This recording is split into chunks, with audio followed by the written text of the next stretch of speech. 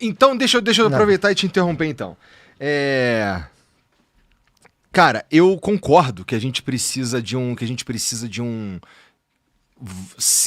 ter um capital social maior. Eu concordo que a gente precisa se olhar e se enxergar como um povo, né? Uhum. Só que a gente precisa levar em consideração também que a gente sabe que a gente gosta mesmo é de conflito, né? A gente clica mesmo na notícia ruim, a gente engaja mesmo com a fofoca, a gente não... A notícia, assim, deu certo, legal, deu ruim, nossa, meu irmão, deu ruim ali, hein? Conta pra todo mundo que deu ruim ali. É uma outra jeito de tratar. Então, sendo essa a forma mais ou menos como a gente funciona, o Fla-Flu eleitoral é interessante pra todo mundo, especialmente porque os caras mais interessados nesse Fla-Flu eleitoral, eles vão se alimentar intencionalmente, eles vão dizer que o que você tá falando é coisa de isentão, é coisa de fraco, tá entendendo? Por quê? Porque a gente já viu... Eu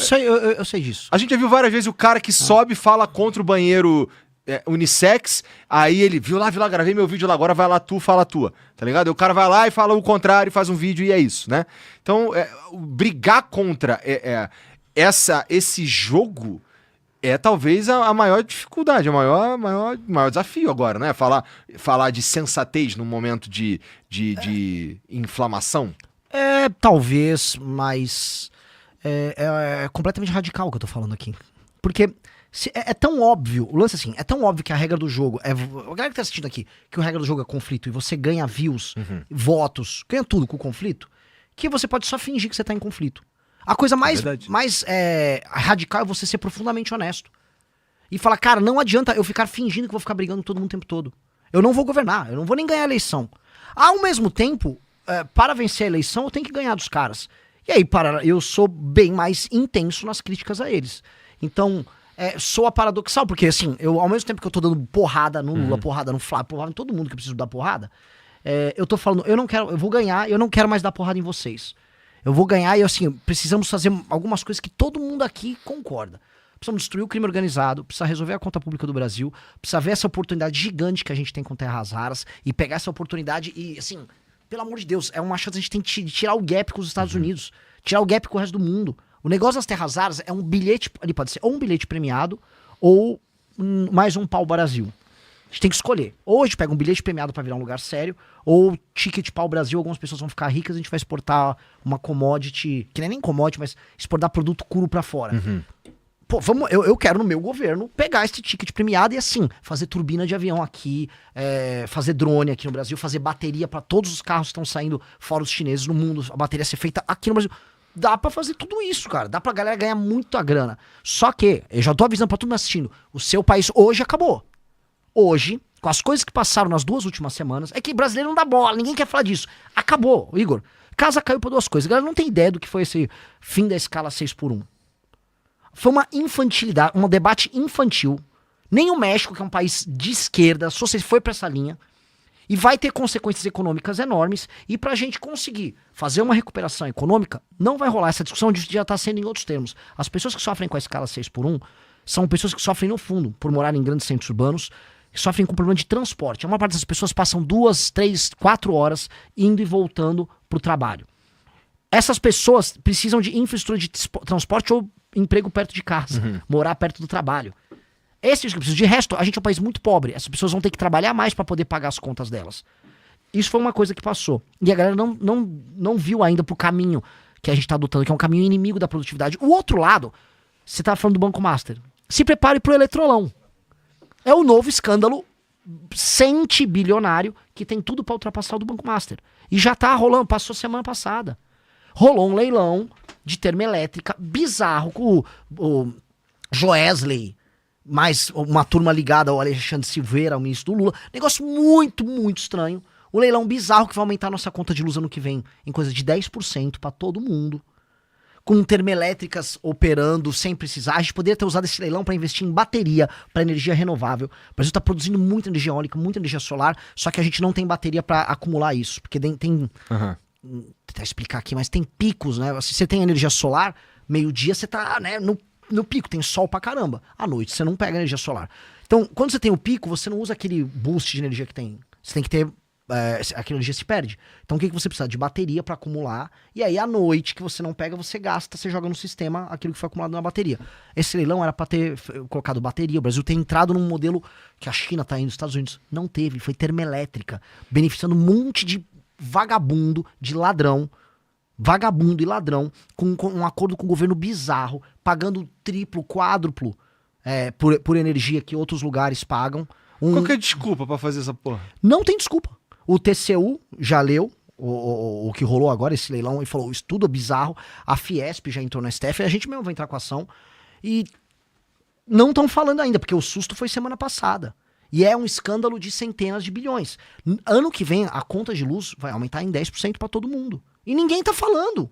Ninguém tá falando. É mesmo? Assim, por quê? É um esquema que envolve os mesmos empresários, rolou agora no governo Lula. Então você tá assim, falando de master, aguarda que tem mais um. E assim, como a gente vai fazer o Brasil crescer com energia cara, com o político avisando, ó, você vai trabalhar menos, vai ganhar igual. Não vai. O Brasil tá perdendo a corrida mundial de todas as áreas possíveis. Não, você vai trabalhar menos e você vai ganhar muito menos, e provavelmente você vai ter que trabalhar mais pra ganhar o mesmo. Você vai ter que trabalhar mais pra ganhar o que tava ganhando antes. Vai ter pressão inflacionária, o agro tá desesperado, com esse negócio da 6x1 que é no susto, e ninguém avisou, porque os políticos mentem o tempo todo. Então, o presidente que vai pegar o Brasil no que vem, eu tô dando essa dica, porque eu podia só falar coisa fofinha, vai pegar uma bucha gigante, que é um monte de desgraça que os caras fizeram. Tudo pra ganhar a eleição esse ano, né? Exato. E esse do Eletrolão nem foi pra ganhar, eu não sei porque os caras fizeram isso. Pra mim, a gente sabe, né? Dinheiro. Mas é que foi muito dinheiro. Então, é coisa de centenas de Eu milhões. não ouvi falar disso daí, cara. Eu vou anotar pra dar uma Pode pesquisada. pesquisa. Cara, fala com o Felipe Moura Brasil. Não, ó, eu sou um pré-candidato. Não ouçam a minha opinião. Chama o Felipe Moura Brasil. É assustador. É assustador. E assim, foi ele, o consórcio envolvendo o BTG, que pegou lá com mais um monte de planta de termoelétrica. E assim, só por ter a planta parada sem utilizar, eles ganham dinheiro. Ganham bilhões. É um negócio assim, é um negócio de bilhões com risco nenhum. Bizarro. A história é bizarra.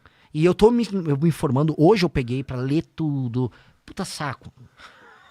Puta saco, queria estar fazendo outra coisa. Tem que saber, Tem que né? manjar de eletrolão agora. Assim, eu manjava de master, galera, tem um novo escândalo aí. E nem se eu ganhar. merda. E como é que eu faço pra desfazer uma besteira dessas?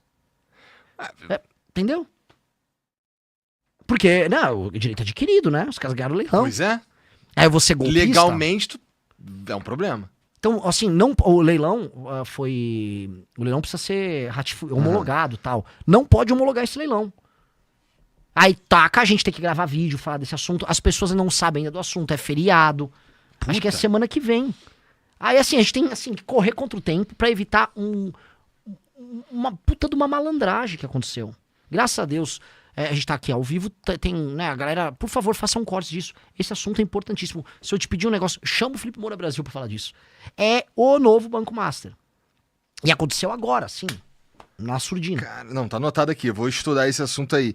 Bom, então, mas é isso, né, meu irmão? O Brasil toda hora ele tem... A gente não passa muito tempo sem um escândalozinho. Essa que é a verdade, né, cara? Então meio que tem pra todo mundo. E aí, nesse sentido, tem muita coisa pra acontecer até as eleições, né? Uhum. Eu não...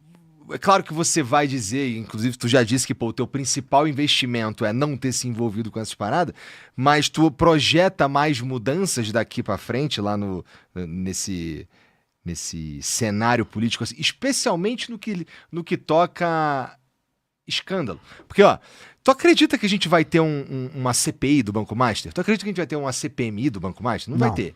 Não vai ter. Tu realmente acredita? Assim, a gente sabe...